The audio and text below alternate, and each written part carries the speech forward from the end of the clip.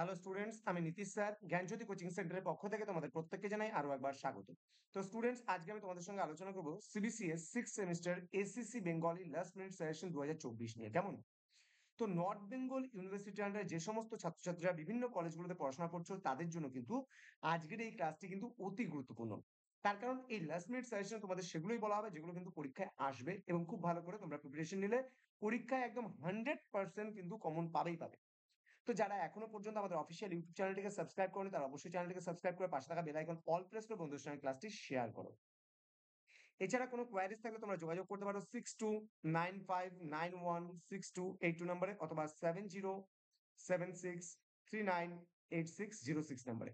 তোমাদের total course fee রয়েছে কিন্তু সাধ্যের মধ্যে। ওকে, চলো শুরু করছি আজকের ক্লাসটি। প্রশ্নমান 12 জন্য প্রথমে কি কি রয়েছে সেগুলো বলবো। দেখো, রবীন্দ্রনাথ ঠাকুরের যে কোনো একটি কবিতার কাব্য সৌন্দর্য বিচার করো, খুবই গুরুত্বপূর্ণ একটি প্রশ্ন। তোমার পঠিত যে কোনো একটি কবিতার কাব্য সৌন্দর্য অথবা দিয়ে বলছে। নেক্সট হচ্ছে বলেছে আহ তোমার পাঠ্যে রবীন্দ্রনাথ ঠাকুরের সবুজের অভিযান কবিতাটির কাব্য সৌন্দর্য বিচার করো, অথবা দিয়ে বলছে তোমার স্কুল জীবনের পাঠ্যে যে কোনো একটি কবিতার কাব্য সৌন্দর্য বিচার করো। এই চারটে প্রশ্নের উত্তর কিন্তু একই হবে, এবং এই কাব্য সৌন্দর্য বিচার কিন্তু একটা আসবেই আসবে, খুবই গুরুত্বপূর্ণ, একদম 100% কমনের মধ্যে এই প্রশ্নটা থাকছে। নেক্সট, সাম্প্রদায়িক সম্প্রীতি নিয়ে দুই বন্ধুর মধ্যে একটি কাল্পনিক সংলাপ। বিশ্ব পরিবেশ দিবস পালনের উদ্দেশ্যে আয়োজিত সবার জন্য একটি তাৎক্ষণিক বক্তব্য রচনা করো। তোমার মহাবিদ্যালয়ে রবীন্দ্র জন্মজয়ন্তীর উদ্দেশ্যে আয়োজিত তাৎক্ষণিক বক্তব্য রচনা করো। তোমার মহাবিদ্যালয়ে নারী দিবসের উদ্দেশ্যে আয়োজিত সবার জন্য একটি তাৎক্ষণিক বক্তব্য রচনা করো। মহাবিদ্যালয়ে অরণ্য সপ্তাহ পালনের উদ্দেশ্যে আয়োজিত সবার জন্য একটি তাৎক্ষণিক বক্তব্য রচনা করো। অতিরিক্ত মোবাইল ব্যবহারের ক্ষতিকারক দিকটি মাথায় রেখে একটি ছোট গল্প রচনা করো। ওকে, তোমার দেখা কোনো একটি ঘটনাকে ভিত্তি করে একটি ছোট গল্প রচনা করো। তোমার বিদ্যালয় জীবনে ঘটে যাওয়া কোনো একটি অভিজ্ঞতাকে ভিত্তি করে ছোট গল্প রচনা করো। শিশু কিশোরদের উপযোগী একটি ছোট গল্প রচনা করো। উচ্চশিক্ষায় সিবিসিএস এর সুবিধা এবং অসুবিধা নিয়ে দুই অভিভাবকের মধ্যে কাল্পনিক সংলাপ রচনা করো। শিক্ষাক্ষেত্রে অনলাইন পরীক্ষার সুবিধা ও অসুবিধা নিয়ে কাল্পনিক সংলাপ রচনা করো। নেক্সট, মানবিক মাহাত্ম্যকে মাথায় রেখে দেখো, ছোট গল্প রচনা, যদি ছোট গল্প রচনা তোমরা শিখে নিতে পারো, বানিয়ে বানিয়ে এটা লিখতে পারবে। সংলাপ বানিয়ে বানিয়ে লেখা, বক্তব্য বানিয়ে বানিয়ে লেখা যায়।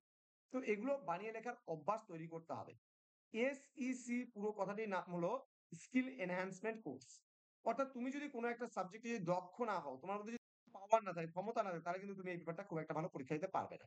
সুতরাং বি কেয়ারফুল, এটা কিন্তু খুব ভালো করে পরীক্ষাটা দিতে হবে।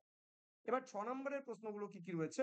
তাৎক্ষণিক বক্তব্যের সুবিধা অসুবিধা, মোবাইল ফোনের অপপ্রয়োগ নিয়ে তাৎক্ষণিক বক্তব্য, দ্রব্যমূল্য বৃদ্ধি নিয়ে দুই বন্ধুর মধ্যে কাল্পনিক সংলাপ, কবিতার কাব্য সৌন্দর্য বিচারের সময় যে বিষয়গুলিকে গুরুত্ব দেওয়া হয় সেগুলি সূত্রাকারে লেখো। ছোট গল্পের আয়তন কেমন হওয়া উচিত? তাৎক্ষণিক বক্তব্য কাকে বলে? তাৎক্ষণিক বক্তার জন্য কোন কোন বিষয় লক্ষ্য রাখা জরুরি? হুম। সংলাপ কাকে বলে? সংলাপের বৈশিষ্ট্য।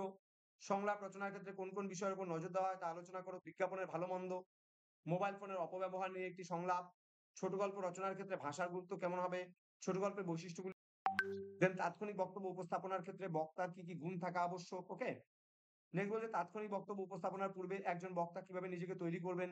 হ্যাঁ, কাব্য সৌন্দর্য বিচারের ক্ষেত্রে অলংকারের ব্যাখ্যার গুরুত্ব আলোচনা করা ইত্যাদি প্রশ্নগুলো কিন্তু তোমাদের পড়তে হবে। দেখো, প্রত্যেকটা প্রশ্নই কিন্তু এখানে বানিয়ে লেখার ক্ষমতা তোমাদের তৈরি করতে হবে। হ্যাঁ, দেখলে প্রচুর প্রশ্ন মনে হলেও কিন্তু আদতে কোশ্চেন সংখ্যা কিন্তু খুবই কম হচ্ছে। এবার ৩ এর জন্য কি কি পড়বে? কাল্পনিক ছোট গল্প কাকে বলে? বিশ্ব সাহিত্যে ছোট গল্পের আবির্ভাব কাল বলো। ছোট গল্পের ৩ টি বৈশিষ্ট্য বলেছে। আমরা তো এটা ৬ এ পড়েই নিলাম, সুতরাং এখানে না পড়লেও চলবে।